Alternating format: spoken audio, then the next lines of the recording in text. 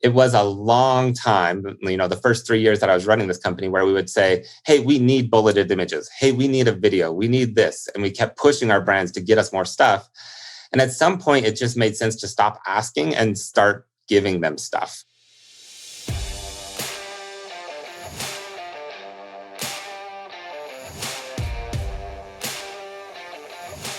Hello and welcome to the Ecommerce podcast.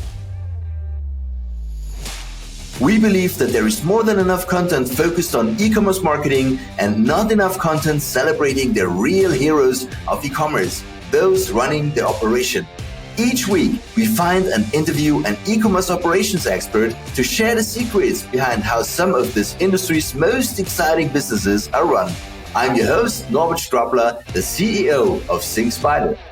Hello and welcome to another episode of the Ecom Ops podcast. Today I'm talking to Tyler from the great tool Channel Op. Now, Tyler, tell me a bit about yourself. Welcome to the show. Well, thank you, Norbert. And my company is Channel Op. We're an Amazon agency. So we essentially do all things Amazon. Right now, it's about 30 or so brands that we work with directly. We're essentially like their in-house team that takes care of all things Amazon, A to Z, all the advertising, all the, listing setup, FBA, inventory, nuts to bolts, everything that we can do for them. And the way that we work is we have, brand managers that work directly with our brands. They're the point of contact for each one of them. And then we bill on a monthly basis based on the sales in the channel. Okay, and great. Quick sum up of the company. So you take all the pain from the shop owners that want to list on Amazon or that want to start as a brand on Amazon. Correct. And you do all the listing, all the inventory management, all this stuff that shop owners don't want to do. Correct. Yeah. And so a lot of my brands are, fairly significant brands that have a pretty good brick and mortar presence, a pretty good website presence. And Amazon just kind of becomes that extra thing that they don't want to spend all their time on. Or if they do, they end up, dropping balls in other areas. And so we try to take that right off their plate, be, a carefree, easy to use experience, as well as, because we do it with a lot of different brands, hopefully we have a bit more expertise and are able to get things done a little bit better, grow the sales a little bit faster. Awesome. How did you get into e-commerce? Great question. It was a little bit of luck, to be honest. So in 2013, I graduated with my MBA from an awesome school in Boston called Babson College. I got my degree essentially at Babson is an entrepreneurship school. So the whole time I'm there, it's pounded into you like, what would you do if we were starting a company, or how would you run this if you were the owner of the company? And so I had that itch and that bug that I really wanted my own company. That being said, I had no idea what I wanted to do. So I was one of those people that was always like, yeah, that sounds like a great idea. That sounds like a great idea. And so I kept kind of just like always glomming onto other people's ideas and thinking, that's such a cool idea. After I graduated, my first real job was with this company called River Runners. And they were based out of Park City, Utah. And essentially they were an Amazon retailer.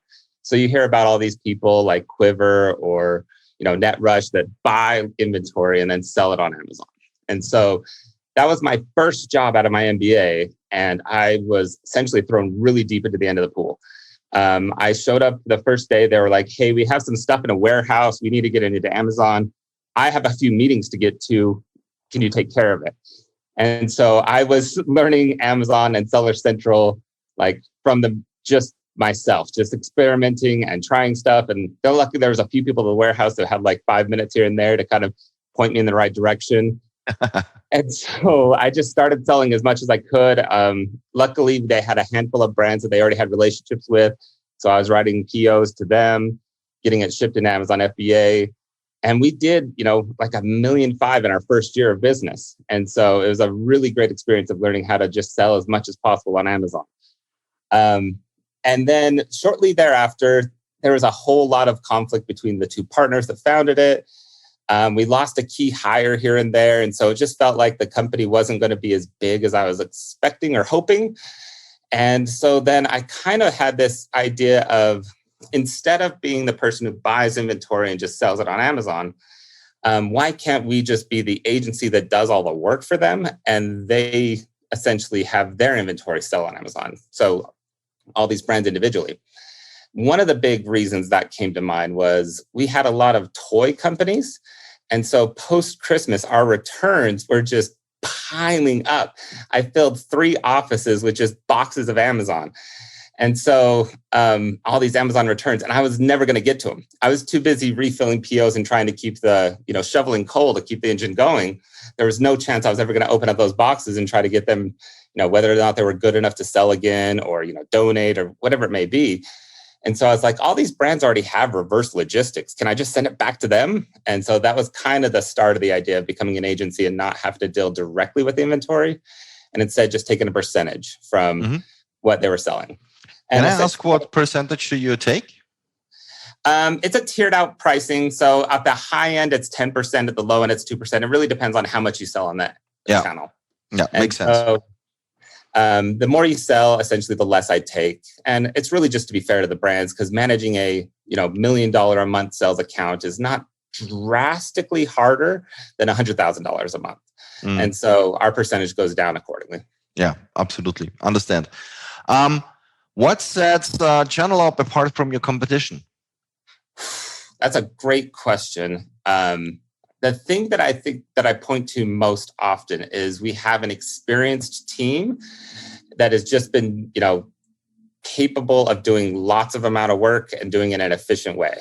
And so it's essentially the team and all of our SOPs and all the experience that we've been running for a long time. So we have about 10 people located in Utah. And so that's kind of my local team that we work together. And a lot of the brand managers are in that group.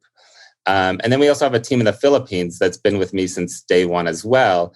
And a lot of them have, 3-4 years worth of tenure with me. And they're kind of like the background of everything that we do.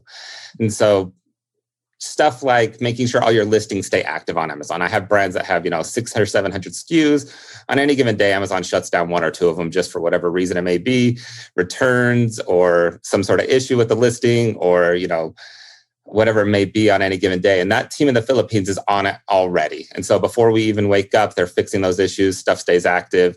They're the ones building us all the reports that my team reviews. And so they have all the, download all the CSVs, compile everything for us. And so having that team that really does all the block and tackle stuff to allow us to kind of think a little bit higher level about the brands. And so that really helps out to have an experienced team that can get things done. In my experience, and I've worked with almost every single software tool out there over the past 5 years, they always do something like 70% of what you want. And that last 30% is still left to a person. And so I don't ever hate software, but I never really love software. And so I've always found that having good people is that thing that fills in those gaps. And so having a human that can actually look at a report and make sure that there's not issues helps a whole lot to have experienced people in the area. Yeah. And what is my stage as a company when I want to sell online? When should I come to you? Good question. So we've worked with all comers over the years. Generally speaking, a lot of the really fresh ones and new ones are referrals from our current brands. And so that's usually the reason that I say yes to a lot of those is I kind of want to be nice to my current roster and say oh yeah, sure, we'll take one of your friends and see what we can do to help them out. But there's a lot of brands that are just starting out that don't really have the budgets or really the time and energy that's going to take to grow on Amazon really quickly. And so that being said, some of those early stage ones, I'll work with them, but sometimes it's not a great fit. And sometimes, I do have a monthly minimum fee of $1,000 a month right now, and that's probably going to go up again in 2022. So if you're not selling at least, $5,000 to $10,000 a month on Amazon, you're not going to even break even on my service. So you want to make sure that you have at least that. Brands that really do well with me are usually doing somewhere in the range of $5 to $10 million at least throughout their entire retail. So brick and mortar, their website, as well as Amazon. If they're doing 5 to 10 million in all of those channels, there's usually enough brand presence, brand awareness that we're able to capitalize on their brand name a little bit more. So the advertising dollars are a lot more efficient and we're able to grow the channel a lot quicker. Okay. Do you do also the Amazon ads? So are you running those ads on your end, and the customer typically pays the media budget, right? Absolutely. Yep. Yeah. We work directly with our brands to set a budget. A lot of the times at the beginning, it's a budget on dollar amount. And then usually it transitions into a budget based on efficiency. So return on ad spend usually becomes a target. There's obviously better returns on like branded terms. So stuff that has your brand name in it will have a really efficient return on ad spend versus like your category keywords and your competitor keywords that you might be advertising against. And so setting targets on each one of those types of ads is usually what we get to. And so that my team can maybe have essentially unlimited budget as long as we're returning X. That's usually where we get to with most of our brands. Mm-hmm.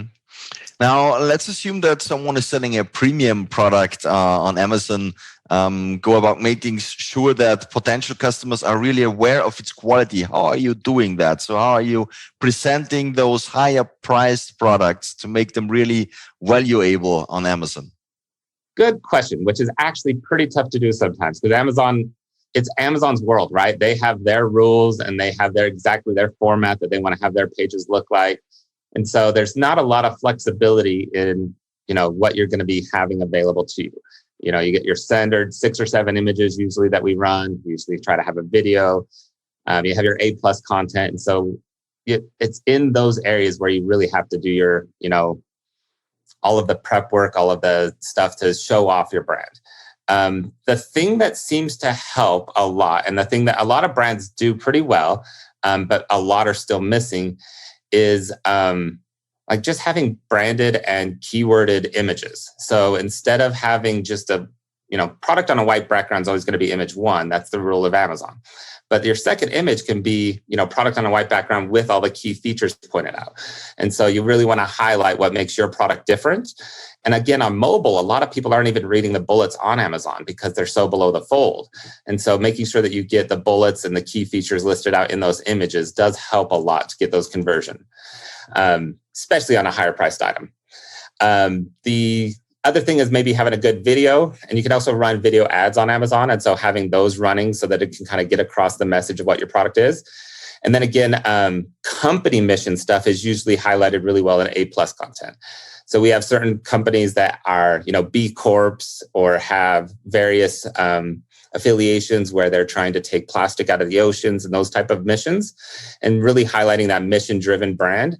We usually try to do that in the A+ content. And so talk about what the mission is of the brand and why this product may be an extra $10 over their competitors and what they're doing in order to be sustainable on the planet.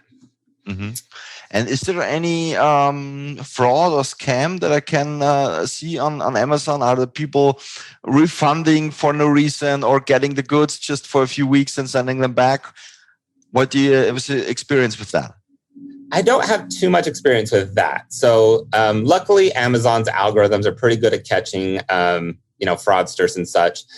All of my brands utilize Amazon FBA. And so all of the fulfillment is done by Amazon, and a lot of the customer service is done by Amazon as well. So if a customer is looking to return it, they're usually talking to an Amazon customer rep, and Amazon will have a history of all their returns and whether or not this person is, trying to take advantage of the system. And you can also, whenever someone does initiate a return, you can always dispute that with Amazon as well. And so if the person initiates a return and maybe they return you, this does happen. If you get 1,000 returns in a month, there's a lot of times it's not your product. There's a lot of the times where, they're sending back some random thing. Maybe they bought six items and returned the wrong one. And so there's the occasional cases like that. But I don't feel like it's a systematic thing where we just, make sure we double check all those types of things. And so you have your system process. And so, but it doesn't feel like we're getting taken to advantage. The area where I worry about fraud more than anything is like third-party tools that I work with. And so like occasionally you'll have people that will try to sell you on, getting reviews on your products or getting, more traffic to your products and all of those like third party, outside Amazon initiated traffic. That feels like the area where it's most ripe with fraud. And it feels like there's a lot of like fly by night stuff. And so that's the area where I really try to get like good recommendations from other people in my world, other agencies, other people that have been in the trenches as long as I have, and saying like, hey, I'm thinking about using this third party. Does anyone have any references here? Do they have any reason that I shouldn't be using them? And so that's the kind of area where I want to make sure that we're not, investing too much money in a third-party tool that ends up just doing something that's majorly against terms of service and gets our account shut down, or, is just doing something that's milking money out of my clients somehow. Yeah. So tools are not your biggest favorite. No. As you know, but it depends, especially on FBA, for instance. There are not many tools needed actually, because FBA is really, maybe just sending the stock information back to the order or purchase software to order new stock at the right time, something like that. Or getting the orders in the inventory or accounting management software, but there is actually not much to do, right? Yep. So we do use tools quite often. So I'll at least try it. So like my advertising team, I'll check with them probably every other month and say like, hey, is there any new tools out there that you like or that you want to try? Is it going to make you more efficient? But at the same time, you know how they say, like, if you put your arm in a cast, right? And so that's sometimes what a tool feels like, is it feels like you're putting your team in a cast. And so they're using this tool, and all of a sudden they're not using the same muscles they used to use in decision-making. And maybe those same thinking and, muscles that come along with that process start to atrophy.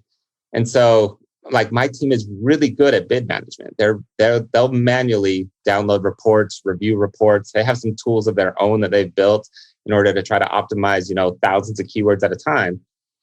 And if I get them a tool that's going to do a lot of that for them, is that going to start becoming a blind spot for my team? So they're like, oh no, the tool's got this. And so I'll focus on everything else. And then if the tool doesn't have it, all of a sudden we're the one on the hook with my clients.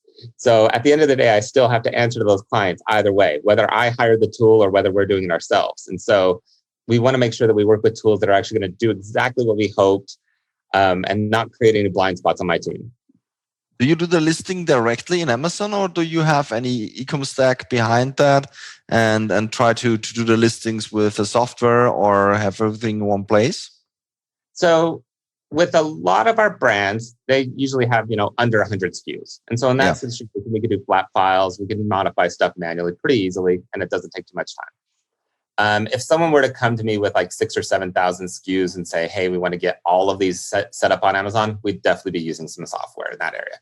Mm-hmm. And so there's stuff like out there that we want to try, like Salsify is a tool that some of these like brands are using in order to arrange and order their content and manage their content. And so using tools like that can really help in order to make sure that we have the ideal bullets, the ideal images, and also having some way to communicate with our brands about what we have and what we need. And so we do that on a pretty regular basis.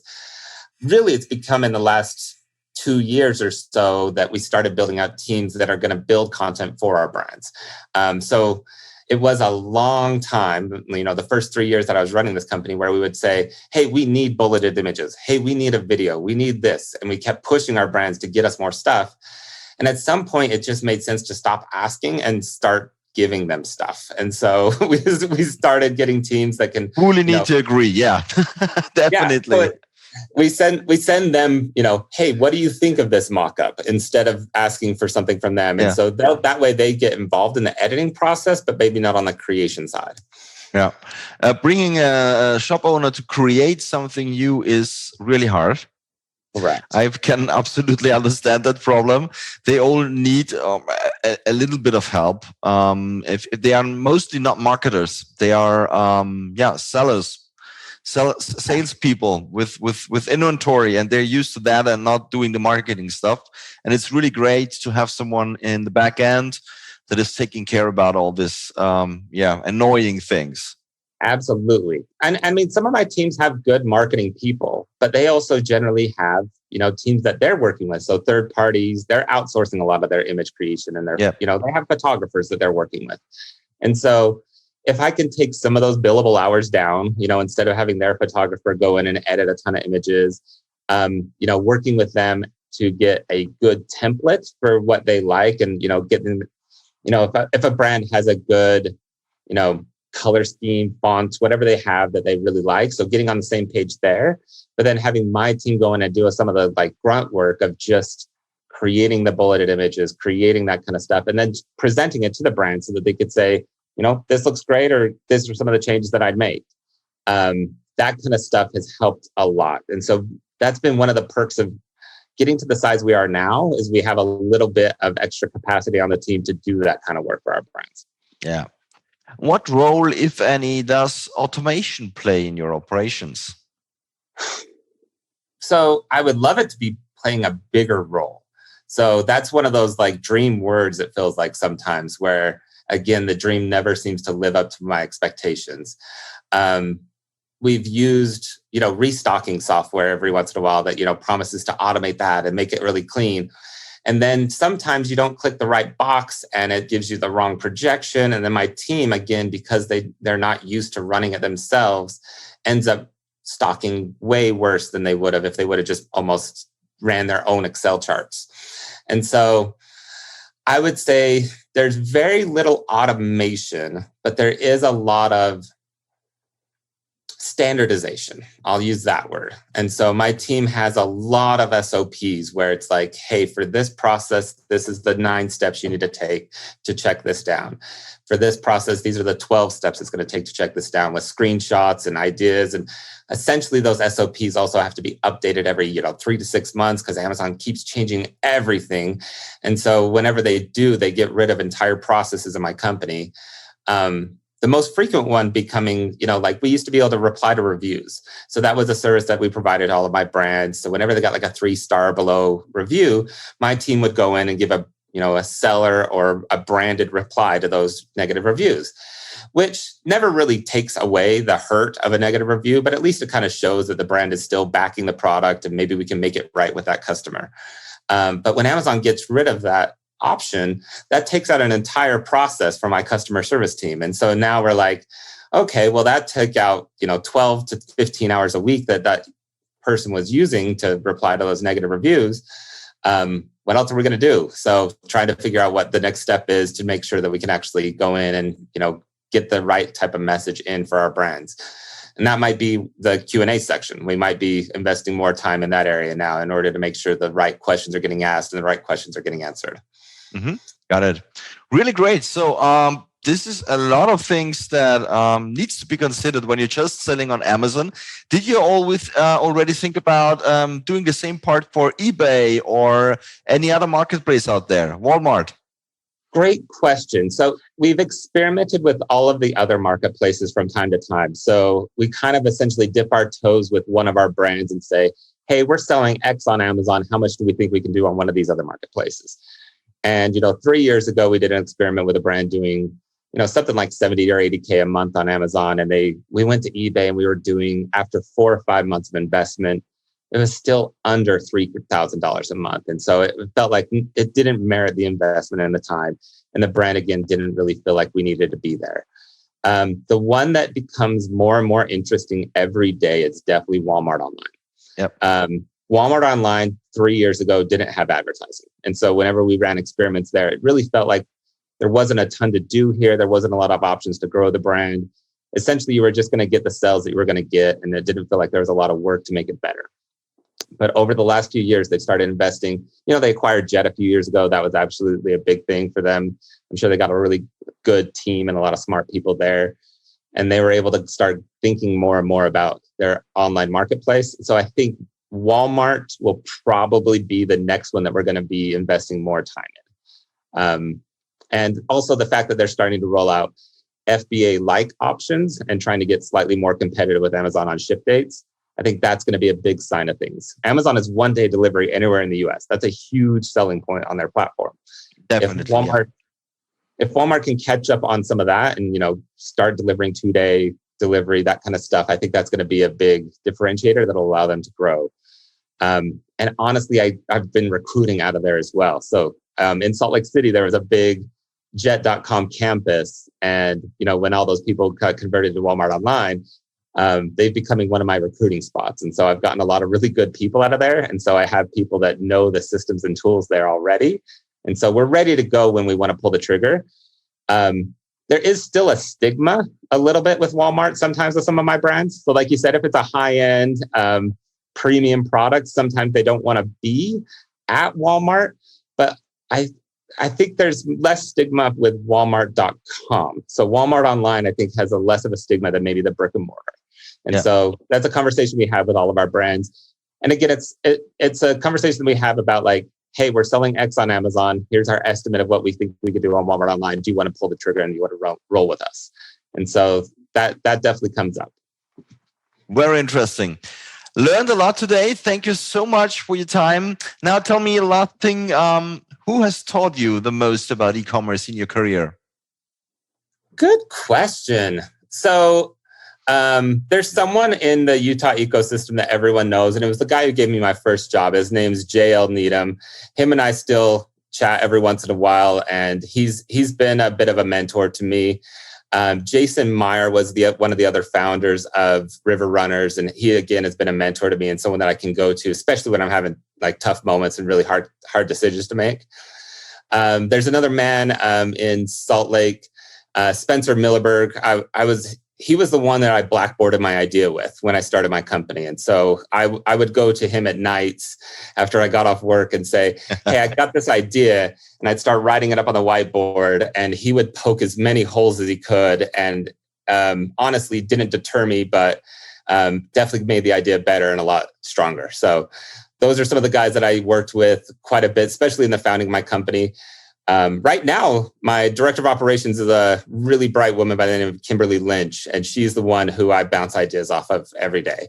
She keeps me honest, keeps me smart, and honestly plays devil's advocate perfectly to how all of my ideas.